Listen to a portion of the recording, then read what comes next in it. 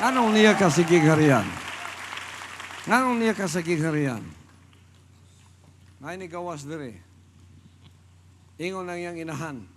8 ka tuig siya dire ha. Sold ka ko ha. Ngay ni gawas. Ingon ang iyang inahan. Gipahulam ko raman na siya diha ninyo. Ha? Nade nga na. Gipahulam lang daw siya. Gamay pa to siya. Niya na dire. Hantod nagdalaga siya. 8 years. Kita tanan ang giisip na akong pamilya. O say ako imo. Bisan wan ako diri.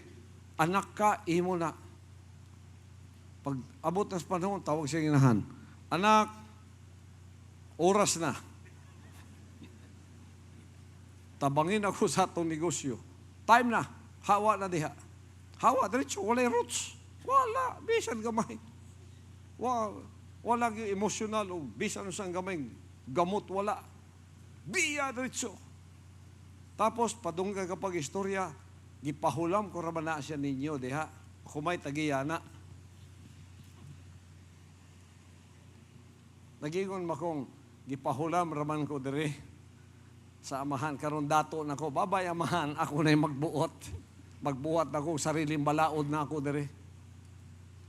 Ang tanang kinabuhi na ako, sentro na sa kabubuton samahan. Masabtan ninyo og dili. Nya inyo lang masabtan dire, kanang ang espiritu may muhari, dili ang unod. Dili ang pagbuot sa unod. Kaya pagbuot pa sa unod, ang akong ituman, wala ako dire karon. Minyo ko, daghan ako ganak nga mga tisoy ug tisay. Tiguang ko ron. Wala ko'y buhok.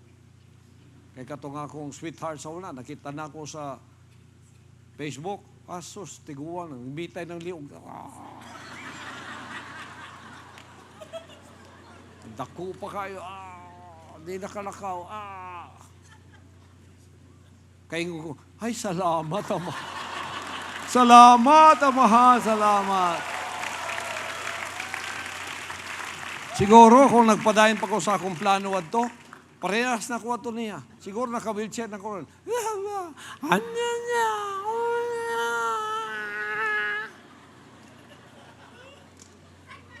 Pero atong higayon na, Rosi kayo tanawon, kay pobrigod ko.